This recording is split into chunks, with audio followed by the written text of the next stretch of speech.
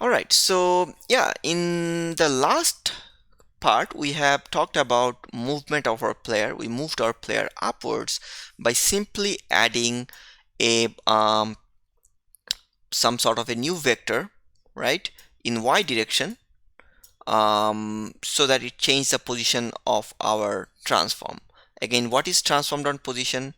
Transform means this guy, position means the position of this transform, right?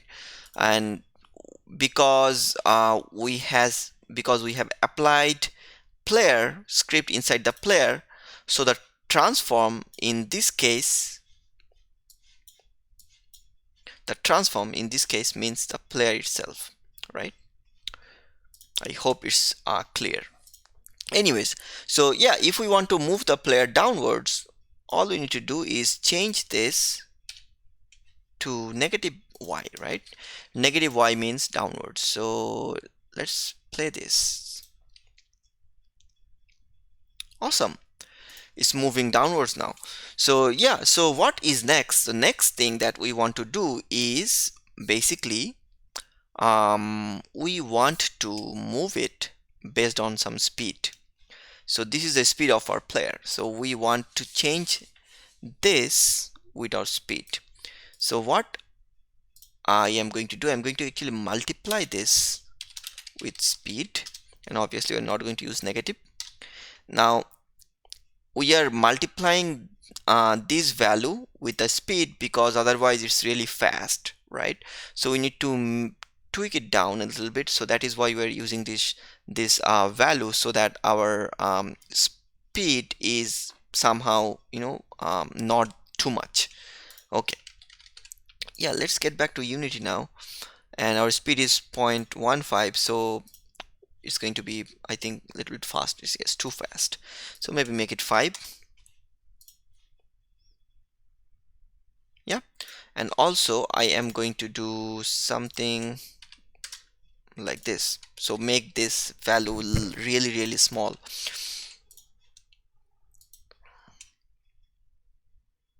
Yeah, it's working, and you can change the speed with something like 10, and that will increase the speed a little bit, right? And so on. If I change the speed to 15, it's going to be way more faster. Yeah, and now if I make it to minus 15, you can see the player is moving down. Awesome. Now what? Now we are going to take input from the user, and we're going to apply that particular speed to our player. Okay, so how can we do it? In Unity, there is a new like input system. We're not going to talk about that just yet. In the last game in this course series, you are going to learn the new input system, but for now we're just going to use the default input system that came earlier. Okay, so what is that input system? If I go to file, edit, project settings, there is an option called input manager, right? And in the input manager there is a few axes. If I expand the axis, there is something called horizontal, vertical, fire, and so on. So I'm going to expand the horizontal. You can see the name is horizontal, and the button, the positive button, is right, the negative button is left. Alternative negative button is A and positive button is D. So that means this axis, this will give me a positive value if I press left. If I press right, it will give me a negative value if I press left, right? So let's check that out. How can we? Oh, by the way, remember that the name of our axis was horizontal. Okay, so we are going to need that. I'm going to actually copy this, and we can go in here, and I'm going to do that print technique again, print, and we're going to do input dot get axis, and the name of my axis was horizontal. So what we are doing here, we are just basically grabbing the axis, horizontal axis, from the input class. Again, all these things are going to be really simple for you as we move forward, so don't worry about all these small things just yet. Okay, for now we have talked about just variables, so just make sure you understand variables. And we have talked about adding like speed with this position, so you make sure that you understand that. Anyways, so yeah, if we do input.getAxis horizontal, that means it's basically now tracking that horizontal input, and it's going to give us plus minus value. So let's play the game, and I'm going to open this up. As you can see, it's now 0. I'm not pressing any button. If I press my right button, um,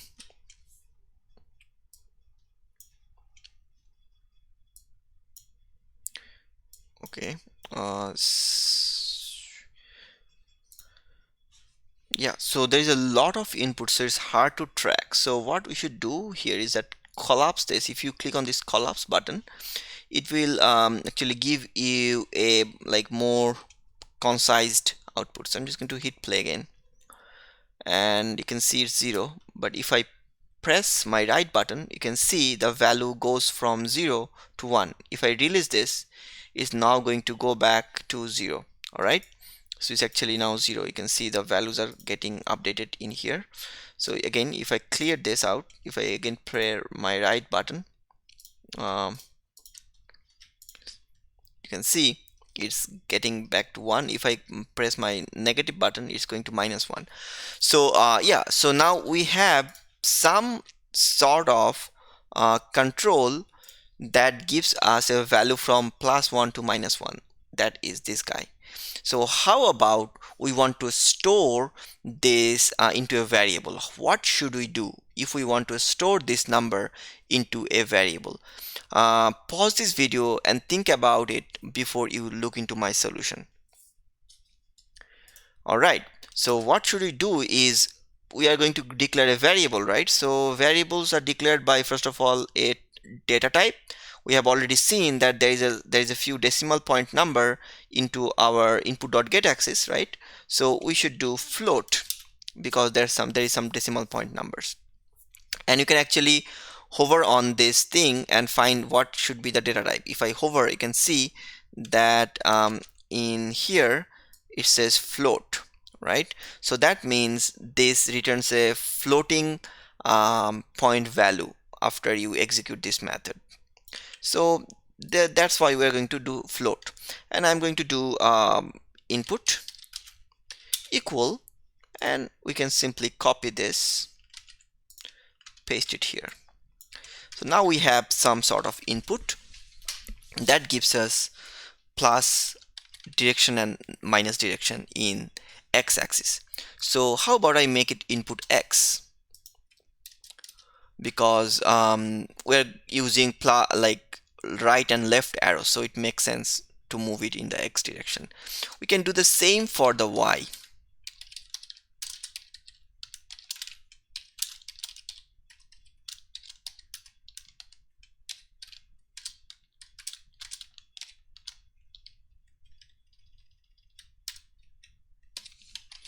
All right, so input y and input x is now going to give us plus and minus value. So right, so this one is left right button. Okay, so if I press left button, it's going to give me minus value. It's going to give me plus value if I press the right button. It's up down button. Now what I'm going to do, rather than putting some like completely random value here, I am going to, in the x direction, I am going to put input x. In the y direction, I am going to put input y. Now let's see what happens if I just save it and go back to Unity and try to control it. You can see it's moving, but it's really fast, right? So just like we did earlier, we could do some multiplication, right? So now one technique of multiplication vector, like multiplying vector, is just if I multiply the whole thing with some number, 001f. When I do this, this will multiply this whole thing with the vector itself, right? So that means it will multiply this with input x, multiply this with input y, and z is 0, so it's going to be 0. So if I go back to Unity again, you can see it's moving really slowly. So how about now we multiply the speed as well.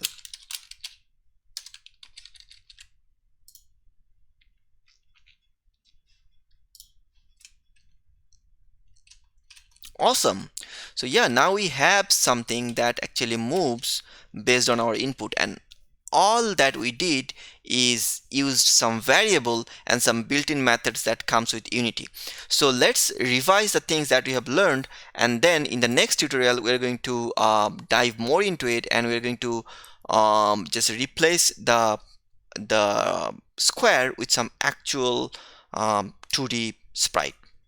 All right, so yeah, so what did we do till now? We have learned how to declare variables. Variables are things that can store data. It has a data type and it has some sort of name, and you can put a value inside there. We have talked about integer and floating type.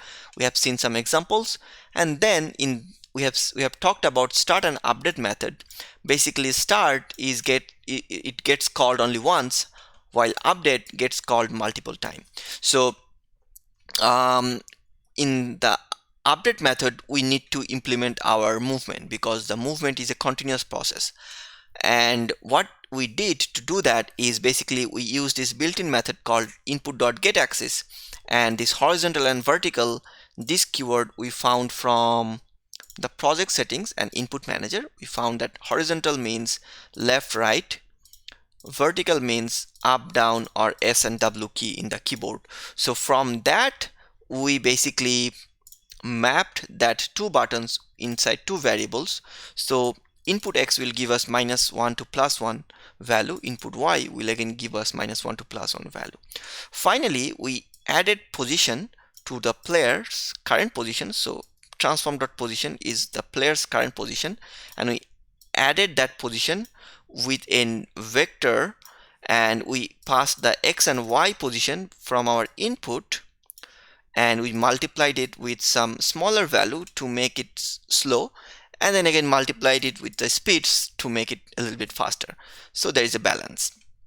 All right, so yeah, so now make sure you save your script, and what I want you to do for this task is declare some variables into this script that can hold the maximum and the minimum boundary of our player. So what does that mean is that if I go back to Unity and if we play the game, we can go outside the boundary, right? So yeah, so think about how can we declare a few variables, right? You should declare it in here.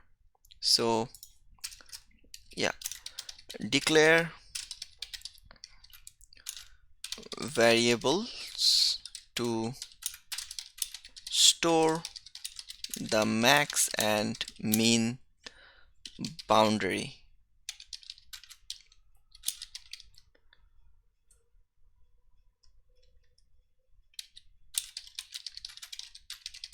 Okay, so yeah, so we are going to make sure our player is bound to that particular screen, it doesn't go out. So how can we do that? Think about it and try to do it by yourself before looking into the answer in the next tutorial.